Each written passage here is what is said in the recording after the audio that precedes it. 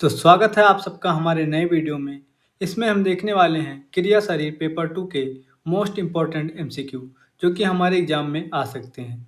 इस लेक्चर में हम मॉडर्न पार्ट और आयुर्वेद पार्ट दोनों के इम्पोर्टेंट एमसीक्यू देखेंगे। तो हमारा पहला चैप्टर है धातु पोषण न्याय।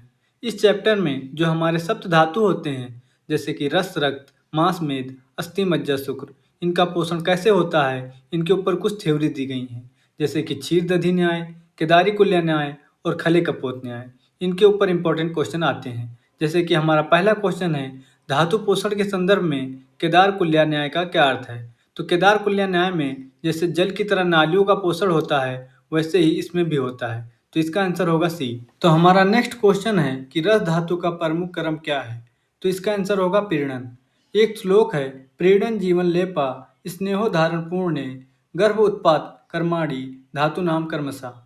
इसका श्लोक आप याद कर लेना क्योंकि इसमें आप सभी धातुओं के प्रमुख कर्म याद कर पाएंगे और इससे एमसीक्यू बनते भी हैं। हमारा चौथा क्वेश्चन है कि आहार रस से धातुओं के पोषण में सूक्ष्म भाग से क्या उत्पन्न होता है। तो इसका आंसर हो जाएगा पोषक धातु। पांचवा क्वेश्चन है कि रस धातु में कौन सा महाभूत प्रधान होता है। तो इसका आंसर होगा जल महाभूत। हमारा छठवां क्वेश्चन है कि रक्त धातु में जो लाल रंग होता है वो किस महाभूत के कारण होता है। तो इसका आंसर होगा तेज महाभूत। सातवां क्वेश्चन है कि रक्त व स्रोतस के मूल क्या हैं। तो इसका आंसर जाएगा यकृत और प्लीहा। हमारा नेक्स्ट क्वेश्चन है कि रक्त धातु का प्रमाण कितना बताया गया है। तो इसका आंसर होगा 8 अंजलि। आप सभी धातुओं के प्रमाण याद कर लेना। नौवां क्वेश्चन है कि रक्त का प्रमुख काम क्या है। तो इसका आंसर हो जाएगा जीवन। हमारा नेक्स्ट क्वेश्चन है कि सुश्रुत के अनुसार मांस व स्रोतस का मूल क्या है। तो इसका आंसर हो जाएगा स्नायु और प्लीहा। नेक्स्ट क्वेश्चन है कि मानव शरीर में कुल कितनी पेशियां होती हैं। तो इसका आंसर हो जाएगा 500। इसको आप ऐसे याद कर सकते हैं कि पा से पेशियां और पा से 500। नेक्स्ट क्वेश्चन है कि मेद व स्रोतस का मूल क्या है। तो इसका आंसर जाएगा वक्र और वपापहन। हमारा नेक्स्ट क्वेश्चन है कि मेद धातु का प्रमुख कर्म क्या है। तो इसका आंसर होगा डी स्नेहन। यहाँ पर प्रिंटिंग मिस्टेक हुआ है। हमारा नेक्स्ट क्वेश्चन है कि मेद धातु का प्रमाण कितना अंजलि है। तो इसका आंसर होगा 2 अंजलि। हमारा नेक्स्ट क्वेश्चन है कि चरक के अनुसार शरीर में अस्थियों की संख्या कितनी पाई जाती है। तो इसका आंसर होगा 360। नेक्स्ट क्वेश्चन है कि अस्थि धातु में किस महाभूत की प्रधानता होती है। तो इसका आंसर होगा पृथ्वी और वायु। हमारा नेक्स्ट क्वेश्चन है कि मज्जा धातु का प्रमुख कर्म क्या है। तो इसका आंसर होगा अस्थिपूरण। हमारा नेक्स्ट क्वेश्चन है कि मज्जा धातु का प्रमाण कितना होता है। तो इसका आंसर हो जाएगा 1 अंजलि। हमारा नेक्स्ट क्वेश्चन है कि मज्जा व स्रोतस का मूल क्या होता है। तो इसका आंसर होगा अस्थि और संधियां। हमारा नेक्स्ट क्वेश्चन है कि सुश्रुत के अनुसार आहार रस से शुक्र धातु के निर्माण में कितना समय लगता है। तो इसका आंसर हो जाएगा 1 मास यानी कि 30 दिन। हमारा नेक्स्ट क्वेश्चन है कि शुक्र व स्रोतस का मूल क्या है। तो इसका आंसर हो जाएगा वर्षण और सेप। हमारा नेक्स्ट क्वेश्चन है कि शुक्र धातु का प्रमुख कर्म क्या होता है। तो इसका आंसर हो जाएगा गर्भ उत्पादन। हमारा नेक्स्ट क्वेश्चन है कि सौम्यता और स्निग्धता किस धातु का पुरुष के लक्षण है। तो इसका आंसर होगा शुक्रसार। हमारा नेक्स्ट क्वेश्चन है कि अस्थि धातु में कौन सा दोष आश्रित रहता है। तो इसका आंसर होगा ए यानी कि वात। हमारा नेक्स्ट क्वेश्चन है कि पर ओज का प्रमाण कितना होता है। तो इसका आंसर होगा बी यानी कि अष्टबिंदु। हमारा नेक्स्ट क्वेश्चन है कि पित्त दोष का आश्रय स्थान कौन सी धातु है। तो इसका आंसर होगा बी यानी कि रक्त। नेक्स्ट क्वेश्चन में हमसे पूछा है कि संधियों का ढीला होना और अंगों में साध होना यानी कि थकान होना किस अवस्था का लक्षण है। तो इसका आंसर होगा सी यानी कि ओज विंसरंस। हमारा नेक्स्ट क्वेश्चन है कि अपर ओज का स्थान कहाँ बताया गया है।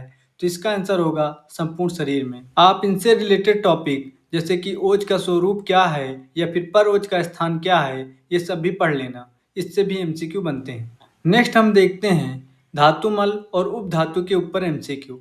तो हमारा नेक्स्ट एमसीक्यू है कि रक्त धातु की उपधातु क्या है। तो इसका आंसर होगा बी यानी कि सिरा और कंडरा।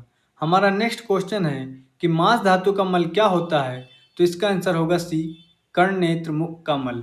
हमारा नेक्स्ट क्वेश्चन है कि आर्तो किस धातु की उपधातु है। तो इसका आंसर होगा ए यानी कि रस धातु। हमारा नेक्स्ट क्वेश्चन है कि मेद धातु का मल क्या होता है। तो इसका आंसर होगा सी यानी कि श्वेत।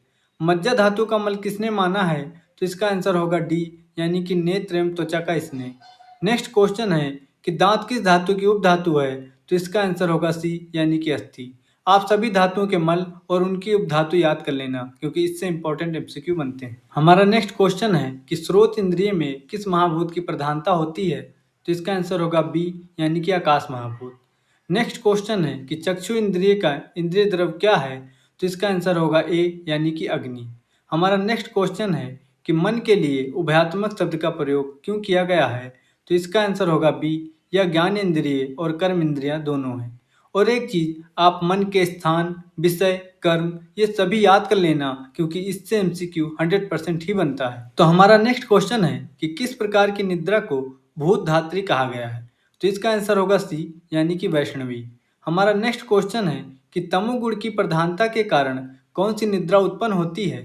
तो इसका आंसर होगा बी यानी कि तामसी। नेक्स्ट क्वेश्चन है कि सुख दुख, इच्छा द्वेष, प्रयत्न ये किसके लक्षण माने गए हैं? तो इसका आंसर होगा सी यानी कि आत्मा। तो हमारा नेक्स्ट क्वेश्चन है कि आरबीसी का एवरेज लाइफ स्पैन क्या होता है? तो इसका आंसर होगा 120 डेज। नेक्स्ट क्वेश्चन है कि एडल्ट में इराइथ्रोपोएटिन का मेन प्रोडक्शन ऑर्गन कौन सा होता है? तो इसका आंसर होगा डी यानी कि किडनी। नेक्स्ट क्वेश्चन है कि इंट्रिंसिक फैक्टर जो कि पैरेटल सेल से बनता है, ये किस विटामिन के एब्जॉर्प्शन के लिए जरूरी होता है? तो इसका आंसर होगा बी यानी कि विटामिन 12। नेक्स्ट क्वेश्चन है कि नॉर्मल डब्ल्यूबीसी काउंट में सबसे ज़्यादा कौन सा ल्यूकोसाइट होता है? तो इसका आंसर होगा डी न्यूट्रोफिल। नेक्स्ट क्वेश्चन है कि प्लेटलेट्स का मेन फंक्शन क्या होता है? तो इसका आंसर होगा ब्लड क्लॉटिंग का। हमारा नेक्स्ट क्वेश्चन है कि ह्यूमन सीरम में सबसे ज़्यादा कौन सा इम्यूनोग्लोबिन होता है और प्लासेंटा क्रॉस करके फीटस को पैसिव इम्यूनिटी देता है? तो इसका आंसर होगा डी यानी कि आईजीजी। नेक्स्ट क्वेश्चन है कि वीक या फिर डेड पैथोजन वाले वैक्सीन देने से कौन सी इम्यूनिटी इंड्यूस होती है? तो इसका आंसर होगा आर्टिफिशियल एक्टिव इम्यूनिटी। तो हमारा नेक्स्ट क्वेश्चन है कि ऐसा कौन सा सेल है जो सेल मीडिएटेड इम्यून रिस्पॉन्स के लिए डायरेक्टली रिस्पॉन्सिबल है?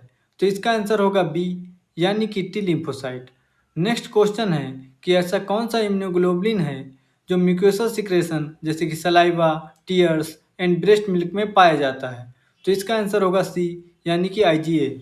हमारा नेक्स्ट क्वेश्चन है कि कार्डियक आउटपुट को कैलकुलेट करने के लिए स्टैंडर्ड फार्मूला क्या होता है?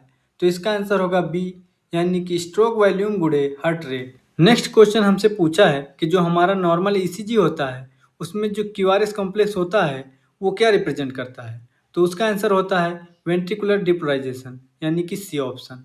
हमारा नेक्स्ट क्वेश्चन है कि जो हमारा फर्स्ट हार्ट साउंड होता है यानी कि यस वन या फिर लव, वो किससे प्रोड्यूस होता है? तो इसका आंसर होगा सी यानी कि क्लोजर ऑफ एंट्रोवेंट्रिकुलर वॉल्व यानी कि मिट्रल वॉल्व या फिर ट्राइकप्सिड। तो हमारा नेक्स्ट क्वेश्चन है कि नॉर्मल ड्यूरेशन क्या है एक कंप्लीट कार्डिक साइकिल की 72 बीट्स पर मिनट पर? तो इसका आंसर होगा बी यानी कि 0.8 सेकेंड। नेक्स्ट क्वेश्चन है कि हार्ट का जो नेचुरल पेस मेकर कौन सा होता है? तो इसका आंसर होगा बी यानी कि एसए नोड। तो हमारा नेक्स्ट क्वेश्चन है कि जो हमारा स्केलेटल मसल्स कॉन्ट्रैक्शन होता है उसका बेसिक स्ट्रक्चरल और फंक्शनल यूनिट क्या है? तो उसका आंसर होगा सी यानी कि सैक्रोमियर। हमारा नेक्स्ट क्वेश्चन है कि मसल्स कॉन्ट्रैक्शन इनिशिएट करने के लिए ट्रोपोनिन से कौन सा आयन बाइंड करता है? तो इसका आंसर होगा कैल्शियम यानी कि सी। तो हमारा नेक्स्ट क्वेश्चन है कि बच्चों में जो ब्राउन एडिपोज टिश्यू पाया जाता है उसका प्राइमरी फंक्शन क्या होता है? तो उसका आंसर होगा बी यानी कि नॉन सीवरिंग थर्मोजेनेसिस। हमारा नेक्स्ट क्वेश्चन है कि वाइट एडिपोज टिश्यू किस फॉर्म में एनर्जी को स्टोर करता है? तो इसका आंसर होगा बी यानी कि ट्राइग्लिसराइड। हमारा नेक्स्ट क्वेश्चन है कि नॉर्मल जीएफआर रेट कितना होता है? तो इसका आंसर होगा सी यानी कि 125 ml पर मिनट। हमारा नेक्स्ट क्वेश्चन है कि 65% वाटर एंड सोडियम रीअब्जॉर्प्शन कहाँ होता है? तो इसका आंसर होगा ए यानी कि पीसीटी। हमारा नेक्स्ट क्वेश्चन है कि बाउमन कैप्सूल का स्पेशल सेल क्या होता है? तो इसका आंसर होगा सी यानी कि पोडोसाइट्स। हमारा नेक्स्ट क्वेश्चन है कि ग्लोमेरुलर फिल्ट्रेशन का मेन फोर्स क्या होता है? तो इसका आंसर होगा सी यानी कि हाइड्रोस्टेटिक प्रेशर। हमारा नेक्स्ट क्वेश्चन है कि लूप ऑफ हेनले का प्राइमरी फंक्शन क्या होता है? तो इसका आंसर होगा बी यानी कि maintenance of hyper osmolar medullary gradient. हमारा नेक्स्ट क्वेश्चन है कि एडीएच नेफ्रॉन के किस पार्ट पर एक्ट करता है? तो इसका आंसर होगा डी यानी कि कलेक्टिंग डक्ट। नेक्स्ट क्वेश्चन है कि रेनिन का रिलीज किस कंडीशन में स्टिमुलेट होता है?